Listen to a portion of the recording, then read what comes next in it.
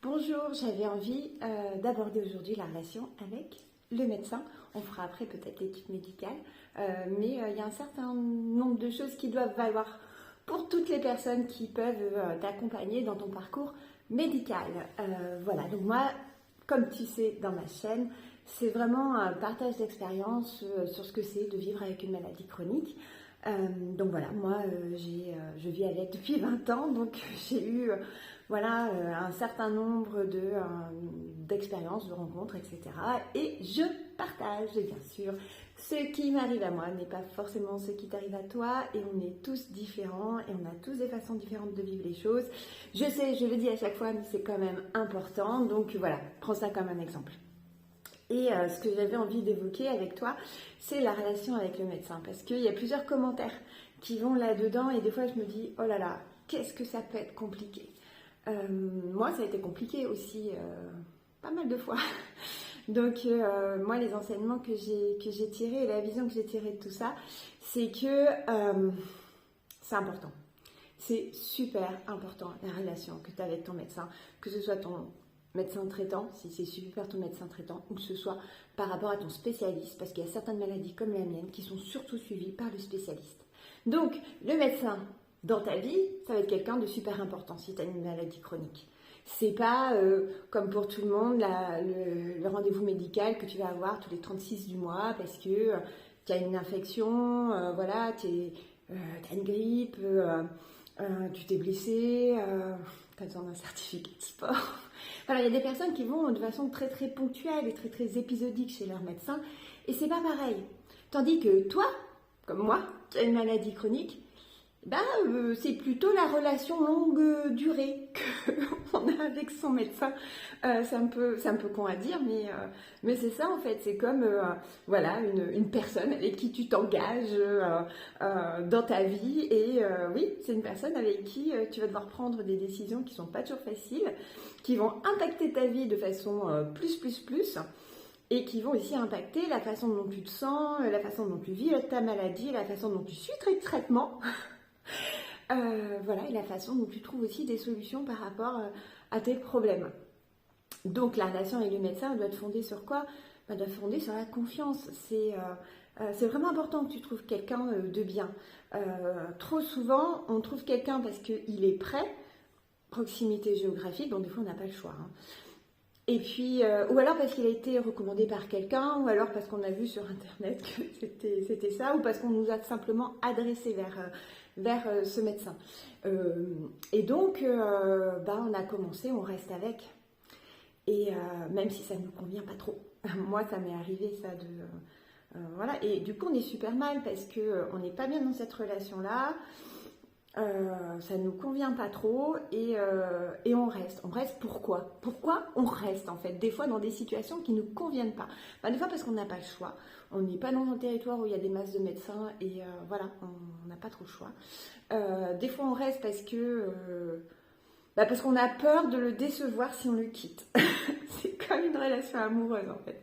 On se dit, oh là là, mais je vais pas le quitter, mais le pauvre, etc. On rigole, mais moi ça m'est arrivé. Je me dis, oh pauvre médecin, si je le quitte, il va penser qu'il n'est pas bien, etc. Et ça me faisait des cas de conscience. Mais non, en fait, il est grand, il est adulte, c'est quelqu'un qui est professionnel. Oui, si ça te convient pas, tu peux partir, t'inquiète pas, il va pas pleurer tous les soirs en pensant à toi. Non, je rigole surtout de moi, hein, je ne rigole pas de toi. Voilà, donc, ou alors des fois, on se dit, c'est comme ça, quoi, on a une maladie, voilà, c'est un médecin, donc voilà, c'est comme ça qu'on est soigné.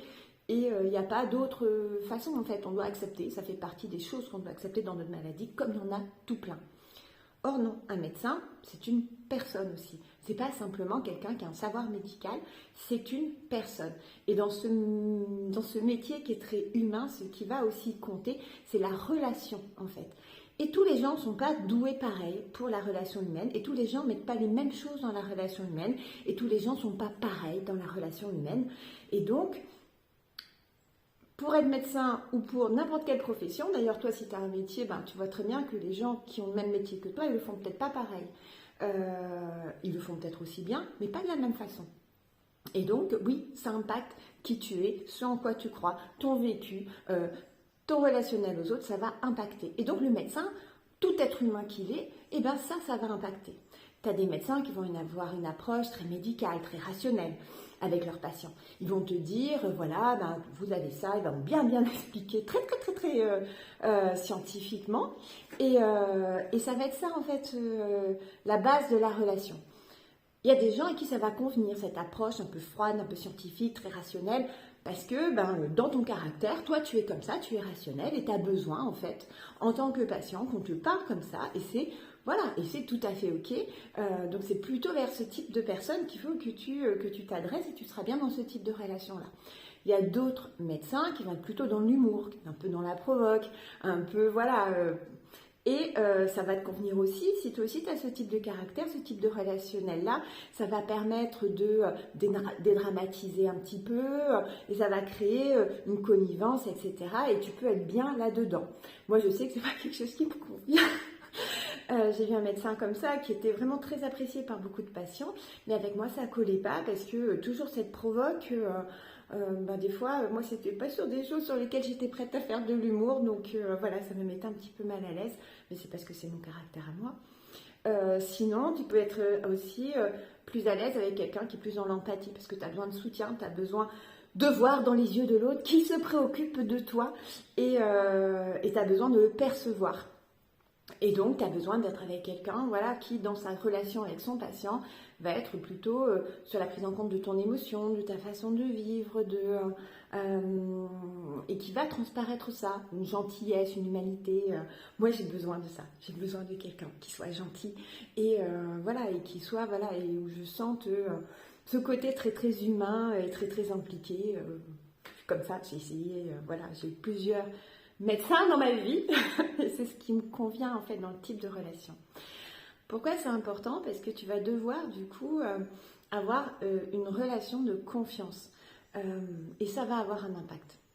Tu as des décisions super importantes à prendre et selon comment va évoluer ta maladie, tu peux te retrouver en grande vulnérabilité, tu peux te retrouver dans des moments où tu es complètement perdu. Tu peux aussi, on n'est pas pareil au début de sa maladie. Et au bout de 5 ans, au bout de 10 ans, au bout de 15 ans, et selon ce qu'on vit, moi, il y a des choses, quand on m'a annoncé ma maladie et la première année, que j'étais pas capable d'entendre, en fait. De prendre un traitement tout le temps, ça, j'étais absolument pas capable de l'entendre. Et j'ai eu un médecin qui m'a trouvé le bon traitement, qui a été super au niveau scientifique, mais qui m'a balancé des vérités en disant « Vous prenez un traitement à vie, c'est comme ça, c'est pas autrement, arrêtez vos bêtises, en fait ». Très moralisateur, très jugeant, et moi j'ai pas du tout supporté ça parce que j'étais pas prête à accepter à ce moment-là que j'allais prendre un traitement à vie. C'est pas facile d'accepter ça. On n'en est pas tous là et c'est pas tous dans notre façon de fonctionner, dans nos valeurs et dans ce qui nous convient. Et donc moi c'était pas possible en fait d'entendre ça. Donc oui, il faut du coup être avec quelqu'un avec qui tu as assez confiance pour dire quand ça te convient, quand ça te convient pas, et pouvoir aussi cheminer. Parce qu'un traitement, ce n'est pas juste une solution scientifique à un problème médical. Je pense que c'est ça aussi qu'il faut essayer de percevoir. C'est que peut-être le médecin il va penser que c'est ce traitement qu'il faut par rapport à ta maladie, là où tu en es, etc. Mais peut-être que toi, tu n'es pas prêt à la solution qu'il te donne. Peut-être que toi, ce mode de traitement, l'injection ou ce type de molécule te fait peur ou peut-être que tu as envie d'essayer autre chose avant, tu n'es pas tout à fait prêt ou c'est quelque chose qui est tout simplement pas entendable pour toi. Et c'est ton corps, c'est toi en fait qui va le vivre ce traitement, c'est toi qui vas le prendre et c'est toi qui va avoir un impact sur ta vie. Et si tu acceptes un traitement parce que tu te sens obligé de le faire, alors qu'il ne te convient pas, alors que tu n'as pas envie, alors qu'il te fait peur, alors que tu as plein de raisons de ne pas l'accepter ce traitement, tu ne le prendras pas bien. Parce que c'est un truc qu'on doit... les traitements oraux par cachet, c'est un truc que tu vas prendre tous les jours. Et ce qui est important dans les traitements, c'est ce qu'on appelle l'observance, c'est d'arriver à le prendre régulièrement. Moi, je sais qu'au début, les traitements par pentasa en lavement, je savais qu'il fallait le prendre tous les jours. Dans ma tête, rationnellement, je le comprenais. Je suis pas débile. Et puis, je voyais bien que ça voilà, que ça me faisait du bien, etc. J'avais bien compris que pour que la muqueuse en fait soit stabilisée, etc., c'était important de prendre ce traitement régulièrement, tous les jours, etc. Et d'autres traitements, ça a été la même chose d'ailleurs. J'avais beau comprendre, j'avais beau le savoir, mais de là à l'accepter, c'est pas pareil en fait. Et de là de bien le vivre, c'est pas pareil. Et des fois, tu vas l'oublier malgré toi. Enfin, des fois, tu vas l'oublier plus ou moins consciemment. Mais parce que, voilà, t'es pas bien avec ça. Et ça, c'est important.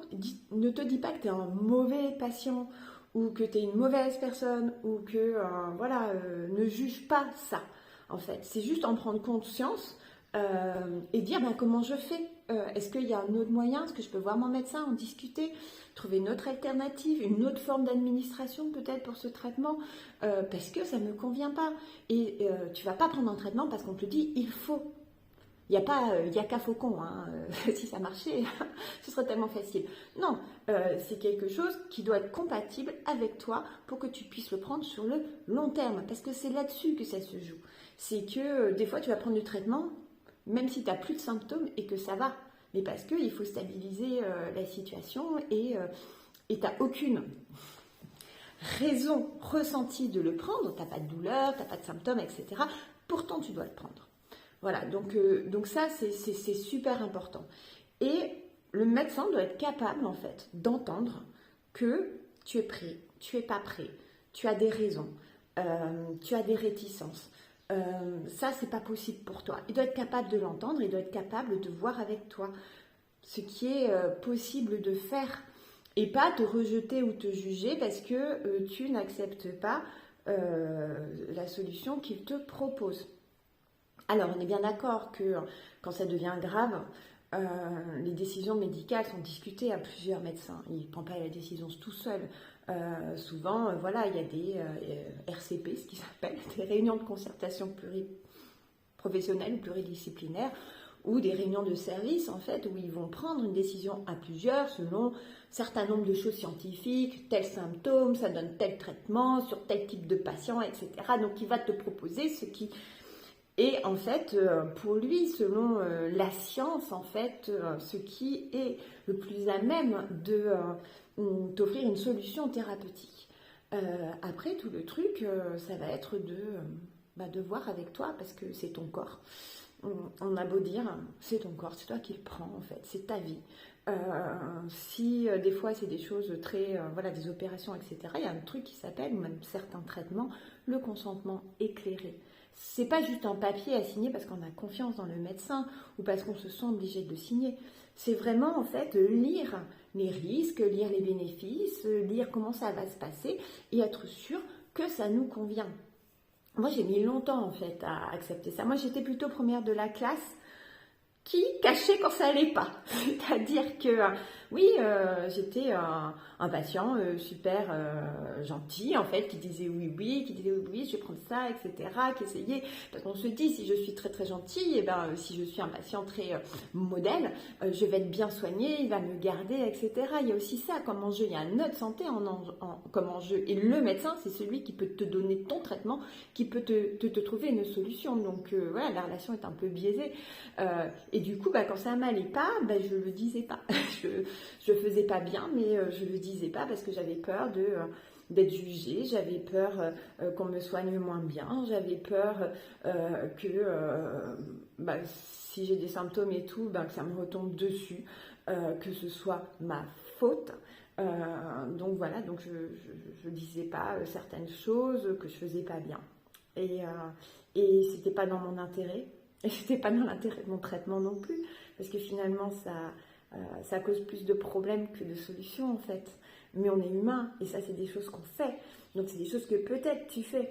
Et si du coup tu es comme ça, il y a des choses qui te conviennent pas, tu dis oui, mais après tu fais de ton mieux et des fois tu te plantes. Essaye de voir avec ton médecin et s'il te convient pas, change. Parce que franchement, c'est de ta santé qu'il s'agit, c'est une relation au long cours. C'est pas le petit truc en fait. Le médecin n'est pas un fournisseur de traitement en fait. Et toi, tu n'es pas un rat de laboratoire. Tu n'es pas passif et tu ne subis pas. Tu es un partenaire pour le médecin parce que tu es spécialiste de ta maladie, tu es spécialiste de ton corps, tu es spécialiste de ton vécu, tu es spécialiste de ce qui est possible pour toi, de ce qui marche pour toi, tu te connais. Et le médecin, il ne peut pas faire sans toi pour trouver avec toi une solution à ta maladie et faire que voilà, tu aies la vie en fait la mieux possible par rapport à ta maladie, par rapport à ton traitement, par rapport à tout. Donc voilà, donc c'est une alliance, c'est une équipe et le médecin a besoin de toi et toi tu as besoin de lui et c'est tous les deux ensemble, c'est pas lui sur toi, c'est pas toi qui es passif et lui ou elle, parce que oui, il y a beaucoup de femmes, lui ou elle qui te dit quoi faire en fait, vraiment, il faut que tu arrives à te sentir légitime de prendre ce pouvoir, que tu sentes que tu as le droit de t'exprimer, que tu sentes que ton ressenti est important, que ton savoir, on appelle ça le savoir expérientiel, c'est ça, de l'expérience, est important. Voilà, donc c'est une vidéo qui se fait un petit peu comme ça, sous forme de la discussion. J'ai pas fait de plan, j'ai pas fait de structure, il y a sûrement plein de choses que j'ai oubliées, mais c'est vraiment quelque chose que je voulais te faire passer par rapport à tous les messages que je peux avoir et des fois je me dis courage l'équipe, courage la team. Allez, bye bye.